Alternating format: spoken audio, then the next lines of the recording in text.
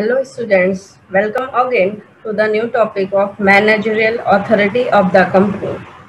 This is the video of managerial authority of the company part 8. Let's start. હવે આપણે આ વિડિયોમાં legal position of directors આ એક topic ઉપર આપણે ડિસ્કશન કરવાના છીએ. So the Companies Act does not define legal position of directors in a company. જે કંપનીઝ એક્ટ છે જે અલગ અલગ ટાઈપ્સના તો એમાં ડાયરેક્ટરની લીગલ પોઝિશન શું છે કંપનીમાં એ ડિફાઇન નથી કરેલું મીન્સ એમાં મેન્શન નથી કરેલું. સો it is difficult to define the exact legal position of directors. કેમ કે કંપનીઝ એક્ટમાં એની પોઝિશન ડિફાઇન કરેલી નથી તો આપણે તો it is difficult to define the exact legal position of directors. So આપણે એની legal position શું છે આપણે define ન કરી શકી કોઈને બતાવી ન શકી. Legal experts and professionals view the legal position of directors from different angles. હવે જે એક્સપર્ટ છે પ્રોફેશનલ્સ છે તો એમના મત પ્રમાણે એમના જે પોઈન્ટ ઓફ વ્યૂઝ હોય એના પ્રમાણે જે ડાયરેક્ટરની પોઝિશન હોય છે એ બધા ના પોઈન્ટ ઓફ વ્યૂ પ્રમાણે અલગ અલગ હોય છે એમના જે વિચારવાની શક્તિ હોય એ પ્રમાણે બધા અલગ અલગ એંગલથી એમની લીગલ પોઝિશન ડિફાઇન કરે છે. In relation to legal position of directors, words of Algebon are worth noting. He stated, હવે legal position of directors માટે થઈને જે એલ જે બોયન છે એમને કઈ કીધેલું છે શું કીધું છે સ્ટેટેડ એમને કે સ્ટેટમેન્ટ આપ્યું છે શું સ્ટેટમેન્ટ આપ્યું છે directors are described sometimes as agent, sometimes as trustee and sometimes as managing partners. જે directors છે એમને કે રીતે ડિસ્ક્રાઇબ કર્યું છે કે ક્યારેક એજન્ટ બની જાય છે ક્યારેક ટ્રસ્ટી બની જાય છે અને ક્યારેક મેનેજિંગ પાર્ટનર્સ બની જાય છે. But each of these expressions is used not an exclusive of their powers and responsibility, but as indicating useful points of view from which they may for the moment and the particular purpose to be considered. હવે એનું કહેવાનું meaning શું થાય છે કે જે directors છે બરાબર એમની પોઝિશન આપણે ફિક્સ નથી એટલે જ્યાં એમની રિક્વાયરમેન્ટ હોય છે જ્યાં લાગે છે કે આમનું આ પર્પસ છે આ આપણને એની જરૂર પડશે ત્યાં આપણે એમનો યુઝ કરીએ છીએ. હવે લીગલ પોઝિશન ઓફ ડાયરેક્ટર્સ એના 3 પોઈન્ટ્સ છે. Directors as agents, director as managing partners and directors as trustee and employee. બરાબર એ 3 પોઈન્ટ ઉપર આપણે હવે ડિસ્કશન કરશું. તો પહેલો પોઈન્ટ છે directors as agent. The directors are said to be agent of the company. જે ડાયરેક્ટર છે એને આપણે કંપનીનો એજન્ટ કહી શકીએ છીએ. An agent mean as representative who work on behalf of the owner of the company. Agent નો meaning શું હોય છે કે એ કંપનીના ઓનરની જગ્યા એ વર્ક કરી શકે છે કંપનીને રિપ્રેઝેન્ટ કરી શકે છે. The directors in a true sense can be described as agent of the company. જે ડાયરેક્ટર છે એના ટ્રુ સેન્સમાં મીન્સ આપણે સાચી રીતે જોવા જાય તો એ can be described agent of the company. તો આપણે એને કંપનીનો એજન્ટ તરીકે ડિસ્ક્રાઇબ કરી શકીએ છીએ બતાવી શકીએ છીએ. The directors must conduct business with reasonable care and diligence and abide by the memorandum of association and articles of association.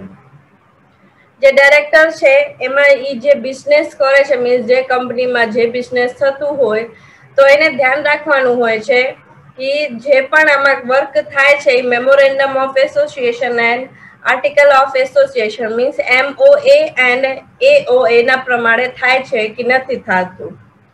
Their act or actions within the scope of their authority are considered an act of the company itself. હવે જે directors છે બરાબર, જે પણ work કરે છે, જે પણ એક્શન્સ લે છે બરાબર, તો એ કંપનીના એક્શન ગણવામાં આવે છે. In this case, the company, not its directors, is liable for them. In this case, આ કેસમાં the company, જે કંપની છે, not its director, એના ડાયરેક્ટર નહીં, મતલબ જે પણ ડિસિઝન લીધું છે બરાબર, તો કંઈક એમાં પ્રોબ્લેમ થાય તો કંપની એની રિસ્પોન્સિબલ હોય છે. The directors enter into a contract on behalf of the company and put their signature on behalf of the company like an agent. જે ડાયરેક્ટર છે એ કોન્ટ્રાક્ટમાં અને જ્યાં પણ જરૂર હોય એના સાઇન કરે છે. હવે કઈ તરીકે સાઇન કરે છે? કંપનીના બિહાફમાં એ સાઇન કરે છે, યા કંપનીનો એજન્ટ તરીકે એ ગમે જગ્યા પોતાને સિગ્નેચર કરી શકે છે. The directors contract in the name and on the behalf of the company. કંપનીના બિહાફ તરીકે ડાયરેક્ટર ગમે જગ્યાએ એનું નામ અને સાઇનનો યુઝ કરી શકે છે. The articles and memorandum allow and empower them to work as agent on behalf of the company. જે મેમોરેન્ડમ છે, આર્ટિકલ્સ છે, એમાં જે પણ પોઈન્ટ્સ આપેલા છે એમની પ્રમાણે ડાયરેક્ટર્સને પાવર્સ આપ્યા હોય છે કે એ કંપનીના બિહાફ તરીકે એઝ એ એજન્ટ વર્ક કરી શકે છે. Thus, the directors are legal agent of the company. Finally શું કહેવામાં આવે છે કે જે ડાયરેક્ટર છે એ કંપનીનો લીગલ એજન્ટ છે.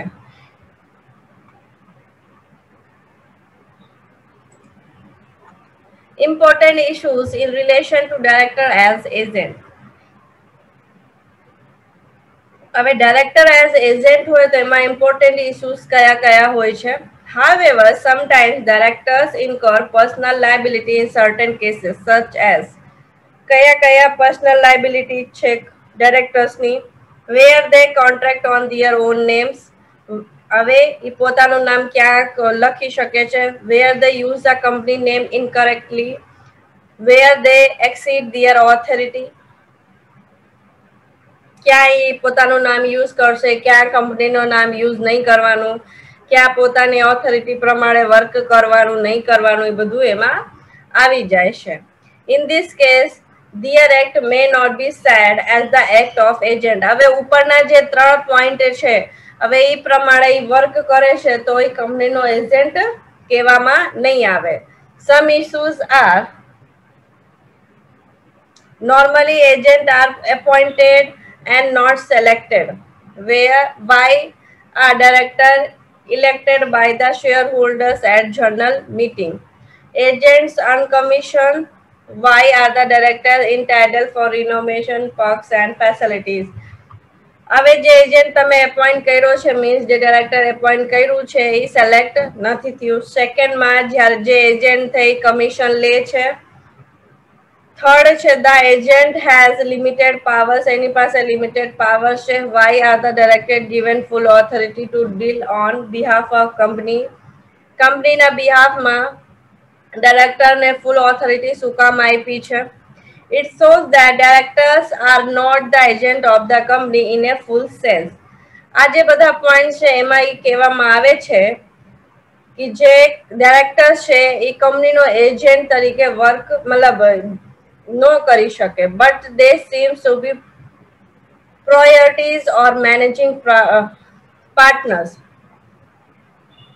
આ પોઈન્ટ્સ જોઈને આપણને ખબર પડે છે કે એ મેનેજિંગ પાર્ટનર તરીકે ડાયરેક્ટર વર્ક કરે છે, એ એજન્ટ તરીકે ફૂલી વર્ક નથી કરતો, કેમ કે અમુક પોઈન્ટમાં એને ઓથોરિટી નથી હોતી.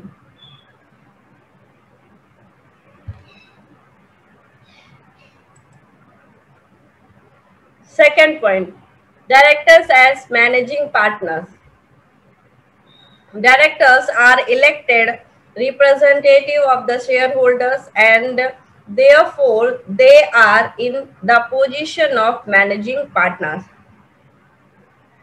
જે ડાયરેક્ટર છે એ શેર હોલ્ડર્સ નો રિપ્રેઝેન્ટેટિવ હોય છે અને એને તે શેર હોલ્ડર્સ બધા ભેગા થઈને ડાયરેક્ટર્સને ચુનાવ કરે છે, મીન્સ એમને બધા વોટિંગ આપે છે કે આ ડાયરેક્ટર બનશે, and therefore they are in the position of managing partners.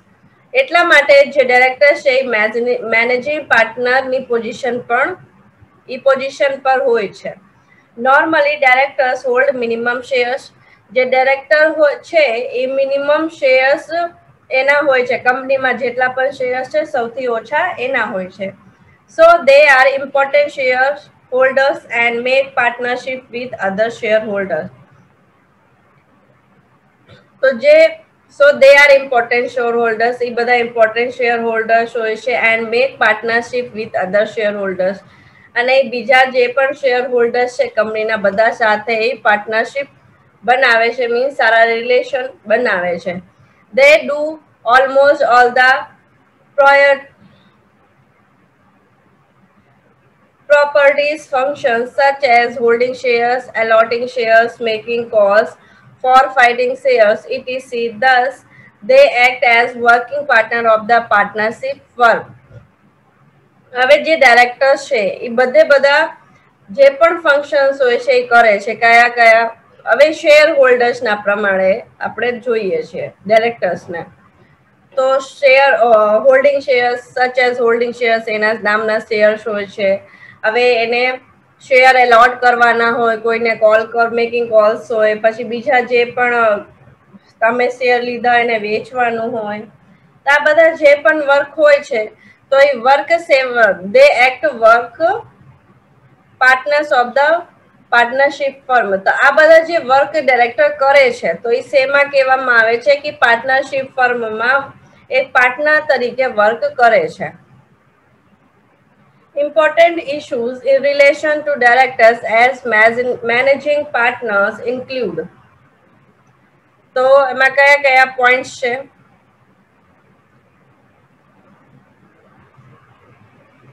A managing partner has authority to bind other partners. Why a director has no authority to bind other directors? એક જે managing partner હોય એને authority હોય છે કે બીજા partners એ bind કરી શકે, પણ એક ડાયરેક્ટરને ઓથોરિટી નથી કે બીજા ડાયરેક્ટરને બાઇન્ડ કરી શકે. Second one, managing partners is not liable to retire. જે મેનેજિંગ પાર્ટનર છે એ રિટાયર નો થઈ શકે, but directors are subject to retirement. પણ ડાયરેક્ટરને રિટાયરમેન્ટ લેવું પડે. Why does questions of directors retirement arise? તો જે ડાયરેક્ટરનું રિટાયરમેન્ટ છે એ ક્વેશ્ચન કેમ ઊભો થયો?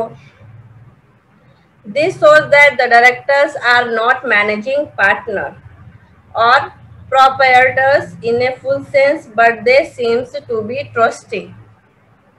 તે આ જે બે પોઈન્ટ છે એના ઉપરથી ખબર પડે છે કે જે ડાયરેક્ટર છે એ મેનેજિંગ પાર્ટનર નથી, બરાબર? આપણે જોઈએ સેન્સ પ્રમાણે જોઈએ, but they seems to be trustee.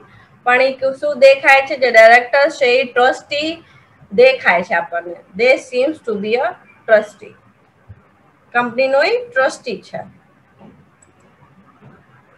Third point, directors as trustee. This view indicate that directors are regarded as trustee of the company assets. હવે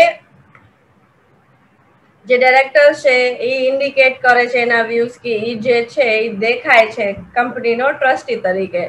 A trustee is a person who is responsible to administer the assets of the entity of the benefits of the other. જે trustee છે એ એક એવી રીતનું responsible person હોય છે કે બધાનું બેનિફિટ્સ થાય એ જોવે છે. The trustee are granted power because they administer the assets and perform duty in the interest of the trust and not for their own personal advantage.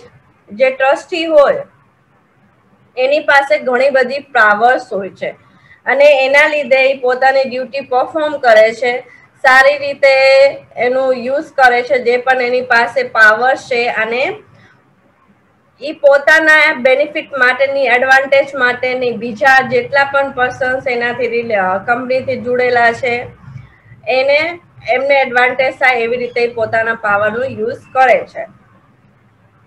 In certain respect, directors are in the position or the trustee of the company. અમુક પોઈન્ટ્સમાં જે director છે are in the position or trustee of the company, જે કંપનીના ટ્રસ્ટીના position ઉપર હોય છે. This their role is to take care of company assets and administration.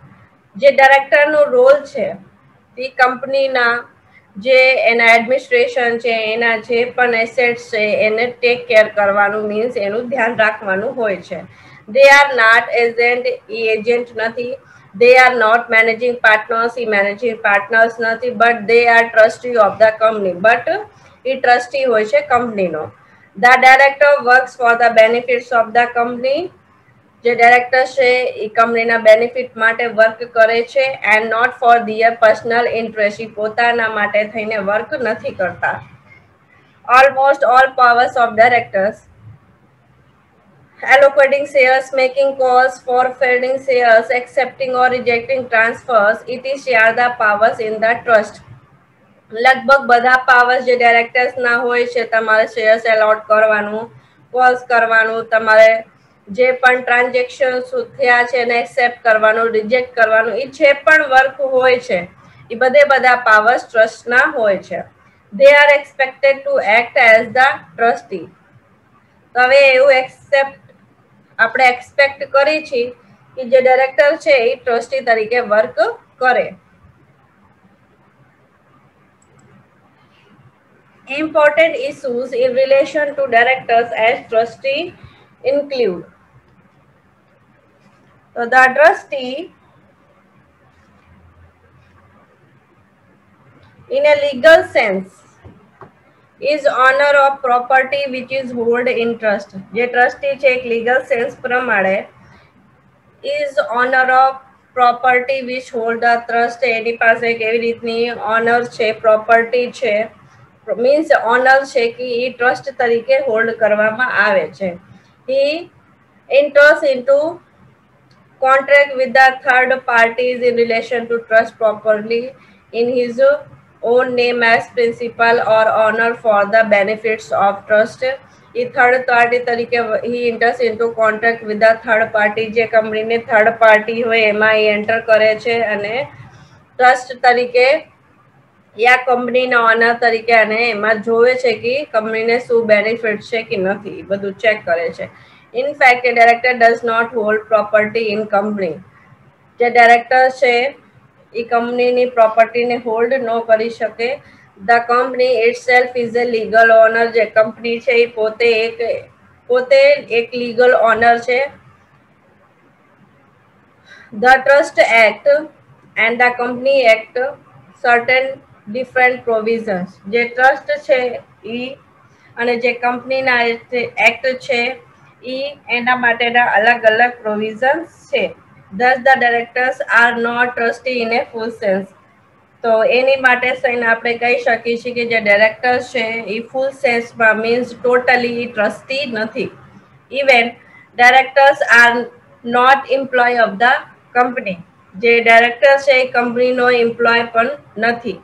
The employ do not enjoy any power. જે employ છે એ બધી પાવર્સનું એન્જોય ન કરી શકે અધર દેન those vested by the employer. જે પણ કંપનીના એમ્પ્લોયને મળે છે. The directors are elected representative of the company. જે ડાયરેક્ટર છે એ રિપ્રેઝેન્ટેટિવ હોય છે કંપનીનો. Once they are elected, they enjoy well-defined powers and right under the Act of the Articles. હવે એક વખત સિલેક્ટ થઈ ગયું તો એ જે આર્ટિકલ્સ પ્રમાણે જે પણ એને પાવર્સ યા રાઇટ્સ દેવામાં આવે છે તો એ પોતાની પોઝિશનનું એન્જોય કરી શકે છે.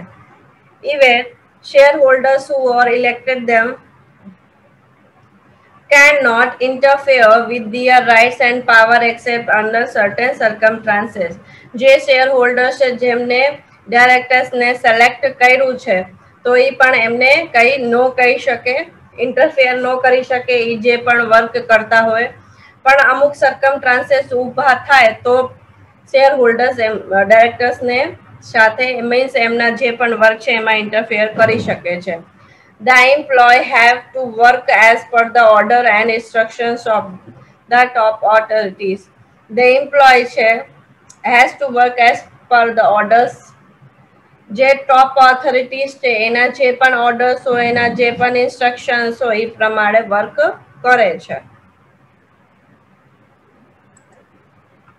Conclusion. We have noted that directors are not agent, not managing partners, not trustee or not employee. તો આપણે જે બધા પોઈન્ટ્સ જોયા તો એમાં આપણને ખબર પડે છે કે જે ડાયરેક્ટર છે એજન્ટ નથી, મેનેજિંગ પાર્ટનર નથી, ટ્રસ્ટી નથી અને એમ્પ્લોય નથી. Directors have multiple ambiguous and diluted positions in the company. જે ડાયરેક્ટર છે એના મલ્ટિપલ પોઝિશન્સ છે બરાબર કંપનીમાં. In fact, their position seems to be hybrid. અને આપણને આ બધું જોયું બધા પોઈન્ટ્સ એના ઉપરથી ખબર પડી છે કે એની જે પોઝિશન છે એ હાઇબ્રિડ કરેલી છે.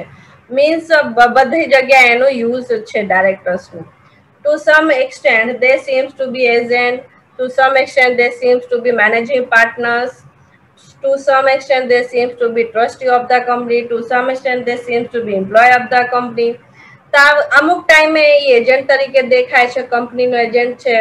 અમુક ટાઈમે એ કંપનીનો મેનેજિંગ પાર્ટનર છે એવું દેખાય છે. અમુક ટાઈમે કંપનીનો ટ્રસ્ટી છે એ ખબર પડે છે અને અમુક ટાઈમે કંપનીનો એમ્પ્લોય છે એવું દેખાય છે.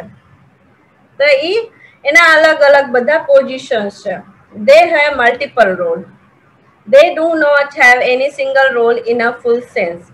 તો એના ઉપરથી ખબર પડે છે કે જે ડાયરેક્ટર છે એના મલ્ટિપલ રોલ છે, મીન્સ ઘણા બધા રોલ્સ છે જ્યારે જેની રિક્વાયરમેન્ટ હોય અને એક સિંગલ રોલ એનું નથી કંપનીમાં. By which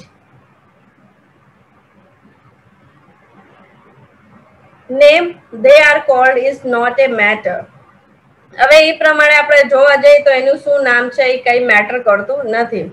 They are commercial men responsible to managing a business concerns for the benefits of themselves as well as shareholders in it. તો હવે આપણે એમ કહી શકીએ કે આ જે ડાયરેક્ટર છે એ કોમર્શિયલ મેન છે, રિસ્પોન્સિબલ ટુ મેનેજિંગ એ બિઝનેસ. એને બિઝનેસનો રિસ્પોન્સિબિલિટી લેવાની છે, એને મેનેજ કરવાનું છે કે જે કંપનીને તે બેનિફિટ થાય, એના જે પણ શેર હોલ્ડર્સ હોય એને પણ બેનિફિટ થાય.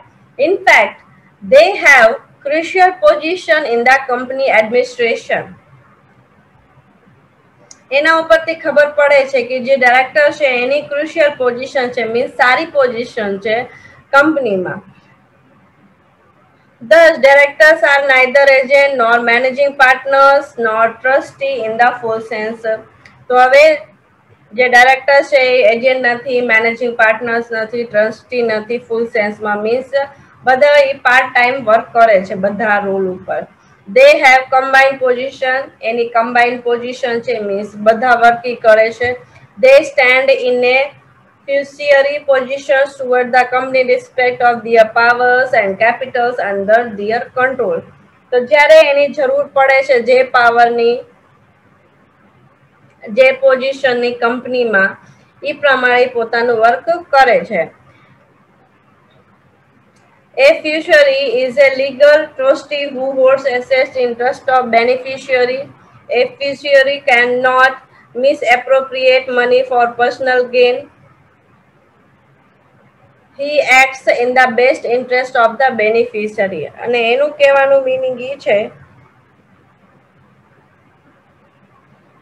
કે જે ડાયરેક્ટર છે એ પોતાના માટે થઈને કઈ પણ વર્ક નથી કરતો. મીન્સ જે પણ એ ટ્રસ્ટી તરીકે વર્ક કરે કે મેનેજિંગ ડાયરેક્ટર તરીકે વર્ક કરે તે ખાલી કંપનીનું યા શેર હોલ્ડર્સનું તે એમને બેનિફિટ થાય એ રીતે વર્ક કરે છે અને એમાં જ એ ઇન્ટરેસ્ટ લે છે. It is better to refer to them as officers of the company. તો સૌથી બેસ્ટ ઓપ્શન છે કે બીજું બધું કેવા કરતા આપણે એને કંપનીનો ઓફિસર છે એ રિફર કરીએ. They can be included with the manager, secretary, etc. for this purpose. હવે એની અંદર શું શું ઇન્ક્લુડ થાય છે? મેનેજર છે, સિક્યોરિટી છે, આ બધા પર્પસ માટે. As the officers, they work on behalf of the company. The officers આપણે ડાયરેક્ટરને ઓફિસર રિફર કર્યું છે તો એ કંપનીના બિહાફ તરીકે વર્ક કરે છે and may be have responsible for their faults or omission. અને એમાં જે પણ ફોલ્ટ થાય, જે પણ ભૂલો પડે તો એ બધી જે રિસ્પોન્સિબિલિટી છે એ બધી એની હોય છે. બરાબર. એ ટોટલ એના જે 4 પોઈન્ટ્સ હતા, કયા કયા પોઈન્ટ્સ હતા એ ચારે ચાર? ઈ directors as agent, managing partners, trustee and employ. તો એ બધા પોઈન્ટ્સ આપણે જોયા. પછી એનું ફાઇનલી કન્ક્લુઝન આપણે કાઢ્યું કે જે ડાયરેક્ટર છે એ આપણે એક ઓફિસર તરીકે વર્ક કરે છે કંપનીમાં, અને જે પણ ભૂલો થાય છે એ બધી વસ્તુ માટે એ રિસ્પોન્સિબલ હોય છે. બરાબર.